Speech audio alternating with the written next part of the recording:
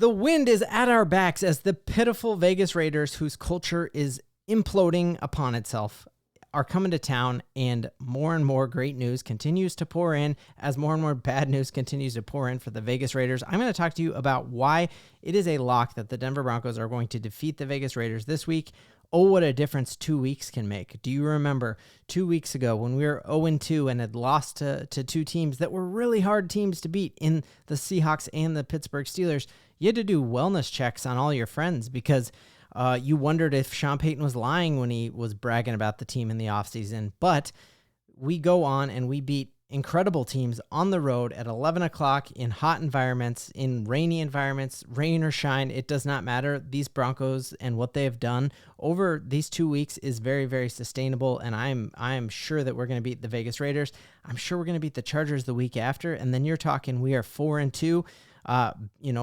Second place in the division, definitely locked up. We can have that locked up and have a half game lead on the Chargers with just a victory this week. And who knows what's going to happen in Kansas City with Rashee Rice injury and Pacheco injury and Hollywood Brown injury and all of that. So let's dive into some of the great news that has come out just recently. So the first piece of great news is we just played the toughest front four in the NFL when it comes to their pass rush win rate. That Sean Payton glowed about it. Every team before they play the Jets talk about, hey, this is one of the only teams in the league that can get pressure with just 4, and we got to watch out for that. So I was really worried, especially with McGlinchey going out, and the advanced analytics are pouring in, and the Denver Broncos offensive line held up and is actually the second best offensive line to keep their quarterback clean all last week. So you are doing that against a better defensive front than will play the rest of the season. That is fantastic. We're also getting McGlinchey back in 4 games. He's on a 4-game IR. And so that just gives us so much flexibility. I think this ranking here, having us number 2, is a sign of our offensive line actually being good and Bo Nix being sneaky fast and having wheels that we're going to talk about here in just a second. But our offensive line isn't good at just keeping Bo clean. For the first time against the toughest competition, they actually were also able to open up a ton of holes. We saw Javonte Williams run better than we've seen him run in almost 2 years, and we saw his average yards per carry go up. We saw him fight through a first tackle, and so PFF came out and ranked the Denver Broncos offensive line, even without McGlinchey, as a top 10 offensive line altogether. And so now we get a chance to play the Raiders with a banged up or missing Max Crosby, and they already were not as good as the Jets offensive line. So just absolutely fantastic news on that front. The other thing is, as I just feel out the vibes in Broncos country, we are 2-2, and if the season were to end after this next week, we would be locked into the playoffs. Yet there seems to be a hesitation from Broncos fans to be like, yeah, we're in this thing. But I'm telling you, we are. That I think people are looking at Bo Nix's last week and almost like having that dampen their spirits. Maybe it's to guard their hearts because we've been hurt in the past. I get that.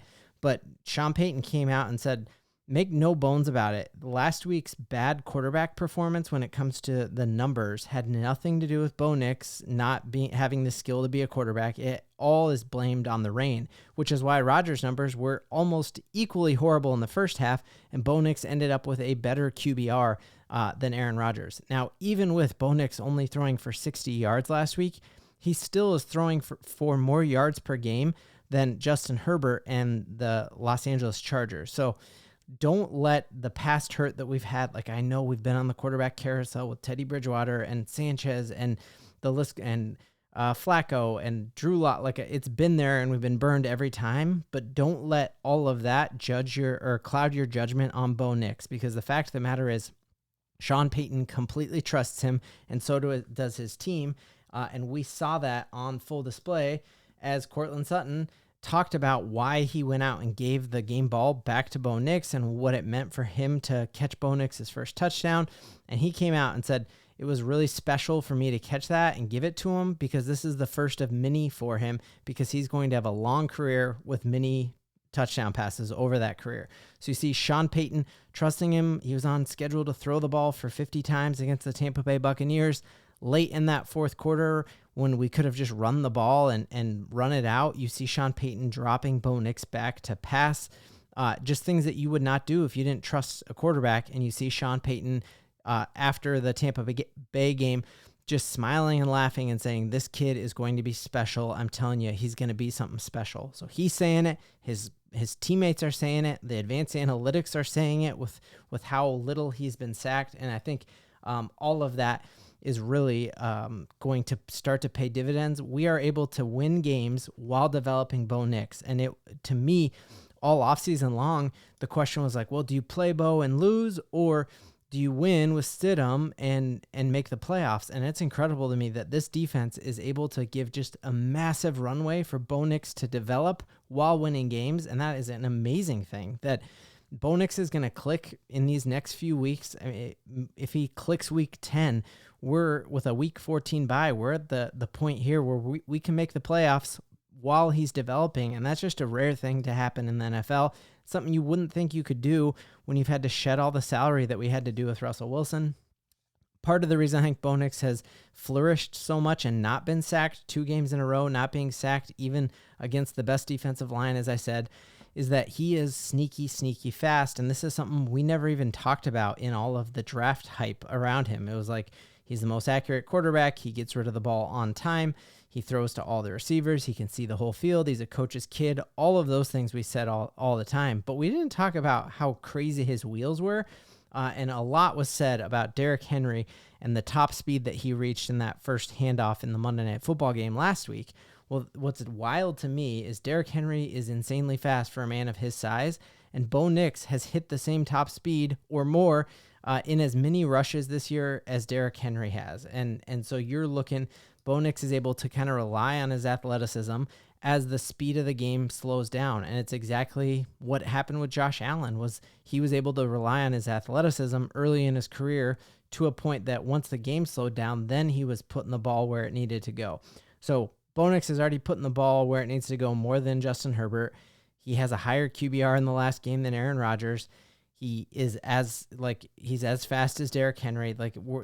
All of these things are fantastic things for the Broncos winning from now on. When you look at why I think this game is a lock on Sunday, you are looking at 2 diametrically opposed teams. The bought-in team and culture of Sean Payton. I think there are countless examples of that and how bought in we are. I think how crazy it is that Alex Singleton can blow his ACL and the rest of the world doesn't learn about it for 4 days. And the team kept all that information in because they are in lockstep with it. And then he comes out and says it. If that happened in most other locker rooms in the NFL, somebody's doing a TikTok live, like that's all over the internet. Everyone is talking about it. There are just so many stories of that, of Sean Payton. This culture is bought in, believes in each other. Even how the Cortland Sutton holdout went, that was handled so much better than Ayuk, or what's happening with Devontae Adams, and all of those things, that this culture is together. And you look at that with the Raiders culture, which is falling apart. Obviously, Devontae Adams requesting a trade, knowing that his coach doesn't want him because he's on Instagram liking posts. I don't think Sean Payton even has an Instagram. What app, let me know in the comments, what app do you think Sean Payton uses on his phone the most? I'm guessing it's Words with Friends maybe, or say something clever in the comments about what app do you think Sean Payton uses the most, and you better not say Tinder because he is married. But on top of that, so the culture's unraveling in Vegas while we're more together than ever. Just got off our bro road trip where we're paintballing and horseback riding at the Greenbrier. And on top of that, we continue to get healthier as the Vegas Raiders are banged up, and banged up doesn't even go far enough. So Josh Reynolds did not practice on Wednesday. Or no, he did. He was a full participant on Wednesday. That foot issue is going to be a year-long issue, but this is very par for the course, and it happens a lot with veterans where they don't practice early in the week and then they are active on game time. We have Vele, who should be back for the game on Sunday. And looking at our injury report, it is fairly clean other than our guys who are on long-term injured reserve. You compare that to truly the Vegas Raiders, I have to scroll down to get through all of their injured players. And Max Crosby, they're expecting will play, but if he is going to play, he's going to be dinged up.